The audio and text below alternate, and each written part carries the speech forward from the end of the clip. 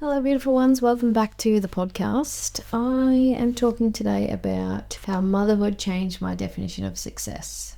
I think the word success is interesting because I guess when we go through school, we're told that being successful is getting the job, earning heaps of money, being really wealthy, being liked by everyone, being in the spotlight. And I still think that a lot of people think that that's success today.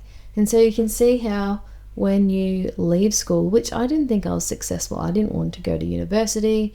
I didn't want to be successful. I just wanted to, actually, I didn't know what I wanted to do, if I'm honest. And I fell into teaching by chance. And before I had my first daughter, I was a teacher and I moved into an assistant principal role. Now, I didn't even think I was going to go for that role initially. And Josh was like, why the hell not? Do it. Like, you've got nothing to lose. And I was like, yeah, sure. And I went for it and I got it. And I think that was my first sort of taste of, oh, this is really interesting. I didn't see myself in a leadership position like this. I didn't see myself this way. Going into that leadership position too taught me so much about emotional intelligence. And when I started mentoring teachers and leaders, realized that that skill set would have helped me a lot when I was in that role. Now, I was in that role for only 6 months because I was in the 2-week wait, essentially, when I received the role. And I was like, okay, interesting. Let's put the family planning on hold. And I'm going to do this 3-year relieving assistant principal role. And it'll be all great. We'll just have a baby another time. Because at this time, I wasn't yearning to be a mother. COVID had hit and Josh and I are both like adventurous, high energy type people. And we were like, well, we're bored, what are we going to do? So that's how we decided, oh, we may as well have a baby. Why not? So I was about 30 at that stage. And yeah, so I did this role and then I became a mum and my life just completely shifted, as it does when you have a baby. You're going through matrescence, the hormonal shifts, the body shifts, the identity shifts around who even am I now? I've gone from this, I guess, professional in a leadership role who had so much choice and autonomy over her life, who had a lot of options, who financially was in a position to just pretty much do whatever we felt like. And then all of a sudden you have this child and you are, well, what it felt like to me was just stuck at home. And yeah, like I'd given my whole life up for this child is what it felt like.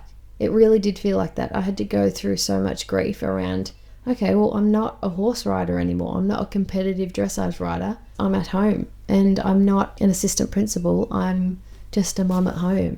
And now I know, saying just a mum, holy moly, you are never just a mum. Being a mum is the hardest and the most rewarding job I've ever done. And I think that will just be how I explain it for the rest of my life. It is the most challenging role, especially conscious motherhood, the most challenging role I've ever undertaken.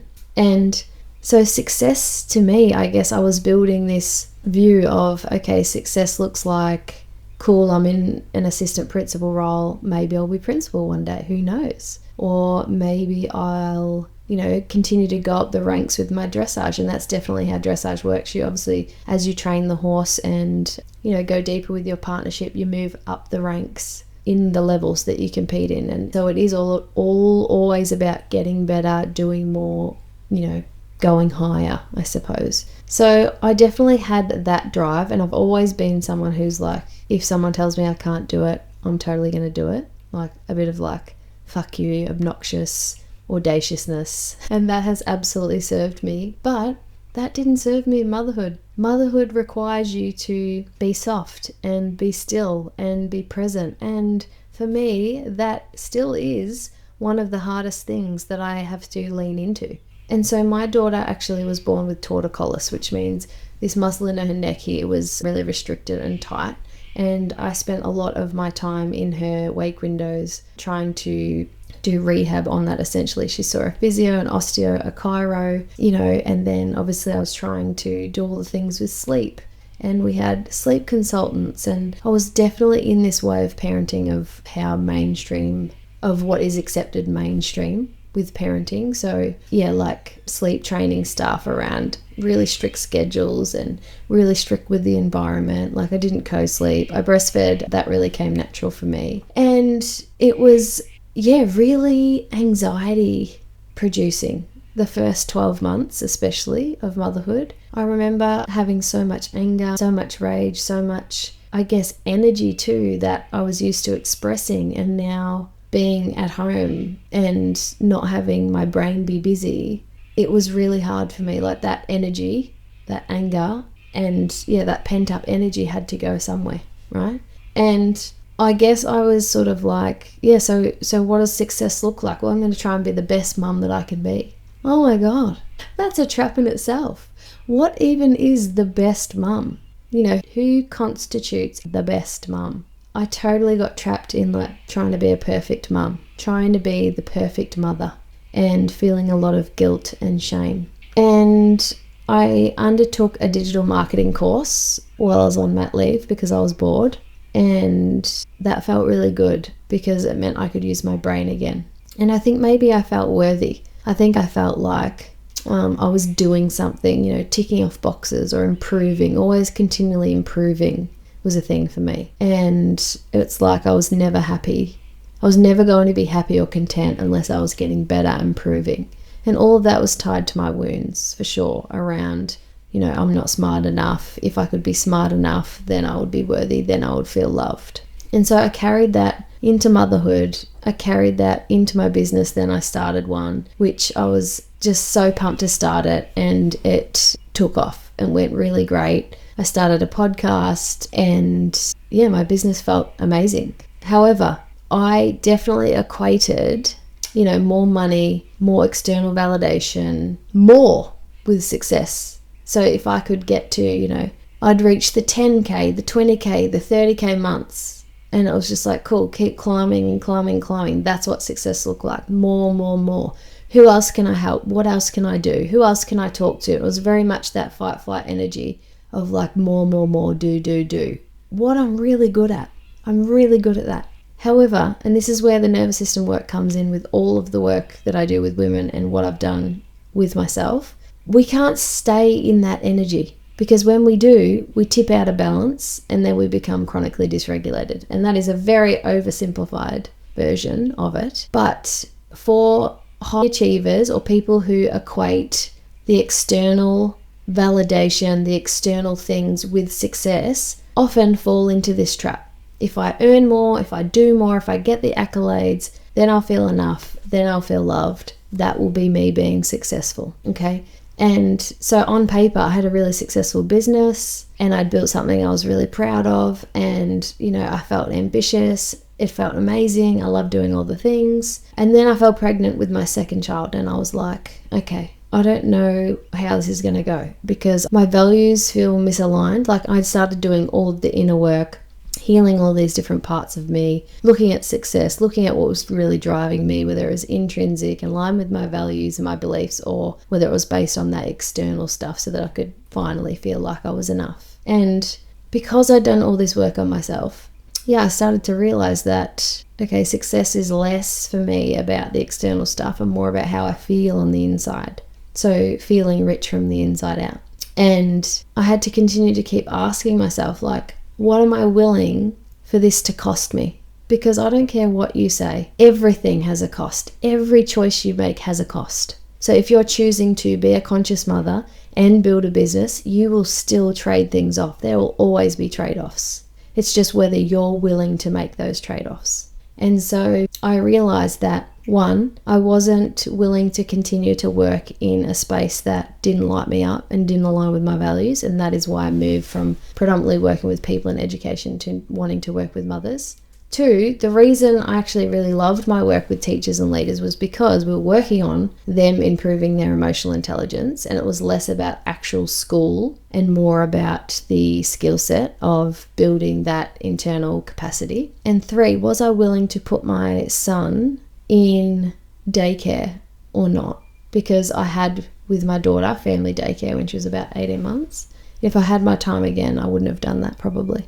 But at that time, I really wanted to work in my business because I still had those wounds too of like, you're getting the praise, you're getting and all that feels good. Like, it doesn't mean that I'm never going to be ambitious, because I'm always going to have that ambition. I like doing things that light me up and that I'm good at and that brings value to the world. I still will work because that's a part of me that I really enjoy. But I wouldn't have let it cost me that time, because I can't get that time back. And so I knew that in order to build this new chapter, I had to make different choices again. My capacity was going to change, I knew that. And so my priorities had to change. And yeah, I knew this just wasn't a question of how can we just fit another child into the family and then carry on. I knew that it required another life design, another redesign, another chapter, another identity shift, and all the things that come with change. And so yeah, I guess this is sort of the shift for me in where success used to be strongly connected to achievement and external achievements,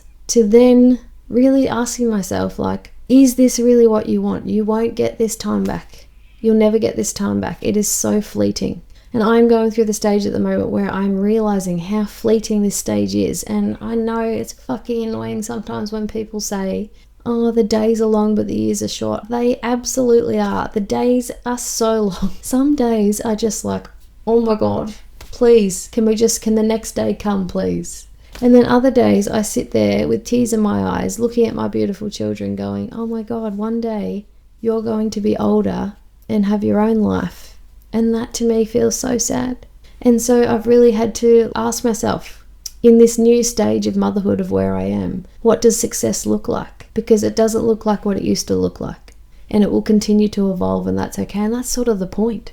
And I think that when you choose to do this work on yourself and you start to heal wounds, you do become a more embodied version of yourself. You become truer to who you actually are, and you are less making decisions based on those wounds, which is great. That's the whole point of healing. Healing is not about perfection or becoming perfect. It's about being more of you, being more of what you really actually want, not the wounded version of you.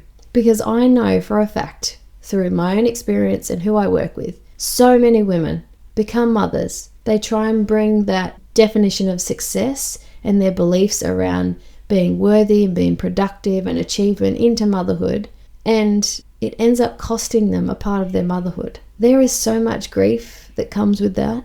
And I was saying to a friend this morning, I really wish that I could have given my daughter what I'm giving my son. But the reality is I couldn't have, because I'm a different person now, and motherhood was what did that for me. That's what needed to happen. This is how my life is supposed to go. So it means that I have to be able to be with those emotions and notice that there's a part of me that feels that grief, and to honor that and to be okay with that and to not make it wrong, because it's just how my life has gone and how it's going, and how beautiful that I can bring that consciousness to it and take that along with me. Because when we put our head in the sand because we don't want to feel those unpleasant emotions, we continue to make the same choices, and we get further and further along in our life making the same choices because we're trying to avoid the pain. But the reality is we have to go there if we're going to become someone new, to do something different. That's what the identity shift is. That is what the new version of you is. So yeah, when I started to look more closely at why I was doing everything that I was doing, I could easily see that some of my ambition, it wasn't coming from a deep desire or purpose. Some of it was coming from that need to try and prove that I was enough, that I was smart enough, that I was worthy enough, that I was whatever. And this doesn't mean that we lose our ambition, because this is what I believe is regulated ambition. It's when we're able to be so true to ourselves and heal those parts of us, those wounds that are in the driver's seat, steering the wheel, steering the car, making the decisions for us. We're able to go, hang on a minute, I notice you're there, you're going to pop into the passenger seat. I'm going to take the wheel because I'm my wise self, and I'm going to make these decisions of what I think success is and what feels good to me from the inside out.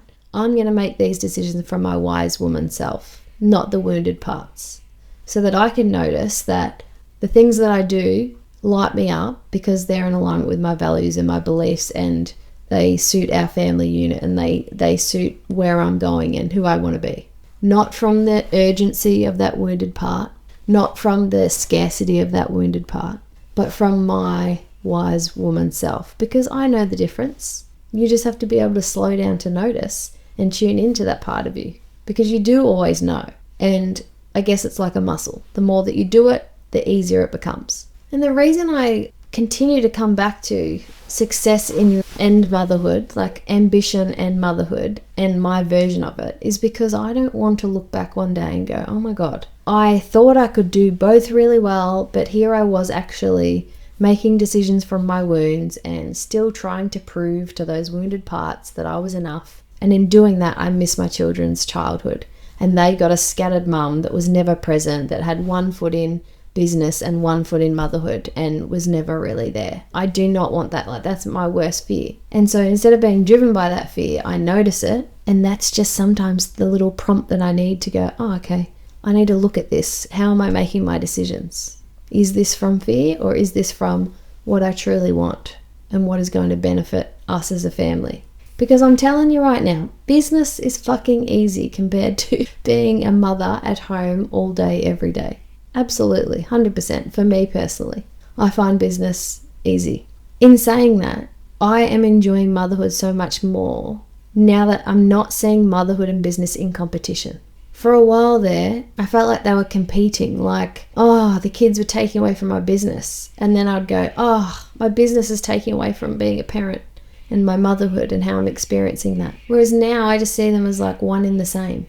It's just how my life is. They're not competing for each other. But this has taken me so long to like heal the different parts of me, to be able to show up and switch the hats. I think that is the hardest job that we have in motherhood and in business, is being able to take one hat off and put the other one on. But now that I have been able to heal a lot of those wounds around proving myself and earning a certain amount of money and all the things that are driven by the external achievements, I don't feel like I'm in a hurry. I don't feel like I need to get to the next thing, the next thing, the next thing. Or I don't see myself going, or I don't hear myself thinking, well, when I have that thing, or when I make that 20K month, or when I do that thing, then I can breathe, or I can take a breath. It doesn't feel like that now. It just feels like I can show up to a work day and be like, well, whatever I get done today, I get done today. I have to still catch myself. This morning I was really moving through some emotions, and then, after I'd fed myself, done a couple of jobs, did a couple of admin things, I was like, oh my God, I've wasted 3 hours. It's that mindset that makes us think that we're behind, and that a successful day means that we're like squeezing productivity out of every freaking minute and hour.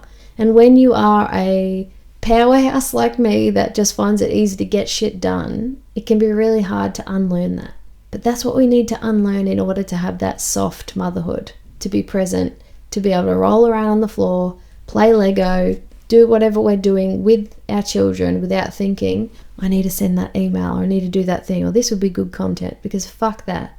That is how your business will steal motherhood from you. And I'm not saying it's easy. It's actually not. It's not for the faint-hearted. It takes so much courage to be able to notice all of these things and do something about it. And I don't get it right every day. Oh my God, no way. But I try. And that's the point. Trying. All these 1% things add up over time. So motherhood hasn't made me less ambitious. I'm still ambitious, but I feel like I can try and work towards this regulated ambition, which is being okay with going a little slower and being present and being conscious and knowing and trusting in myself and the universe that when my time comes to explode, that it'll all work out for me. It'll all happen. I have had to get really, really courageous to admit to myself that now is not the time to go full tilt. And that feels really hard for me, if I'm honest. Really hard. Like, I just want to go full tilt now. But I'm not willing to do that and let it cost me this season that I'm in. And I'm okay with that now. I've made peace with that. But geez, that was hard to move through, because I want to do all the things. And I'm really good at it. And I love it. And it lights me up. But I always go back to my 80-year-old self. I think about what she would be thinking. And I don't want to regret moving through this season at full noise and just miss it, and then it's over. And then I'm like, why did I do that? Because I was trying to prove to those parts of me that I'm enough. I already know that I'm enough. I already know that I can do it. I already know that it's all available to me. And so This is what regulated ambition looks like for me. It means still chasing my goals and dreams, but making sure they fit. And this is what the modern day mum method does. Making sure that what I'm aiming for is truly driven by my wise woman self, not my wounded parts. And it means I'm getting my needs met. So I'm still ambitious. I'm still working 2 days a week and I love what I'm doing. But I'm not doing that in a way that is costing me my presence with my kids, my time with my kids, the choice I have around how I spend my time. Because if you've been following along, we are potentially homeschooling next year, which it seems like that's going to be the way. And so I need to be able to have energy and space for my kids, for my business, for me. And it's just about working that out. And that to me is what regulated ambition is. It's not that you're choosing one or the other, you're choosing both, but you're doing it in a way that's not going to cost you one or the other. Sounds simple. It's not. It requires you to do so much of the inner work to get really fucking honest with yourself. Like, you have to be honest with yourself. I have to be able to catch when I'm trying to do something through urgency, through scarcity, through trying to prove to my younger self that I can do it, or that you are smart enough, or whatever it is, and jump back in the driver's seat. And that's the game. That's the game that we play when we're choosing to do conscious motherhood and conscious business.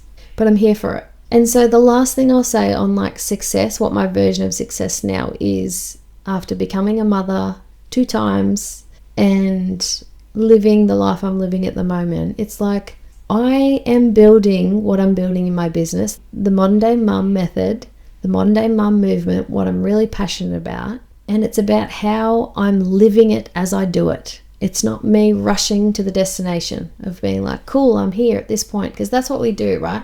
We future pace, we look at what we want in the future. And then if our wounded parts get in the driver's seat, they just want to race there. They just want to be there, because if we get there, then we won't feel this pain, or we won't feel the unpleasant emotion that we're avoiding.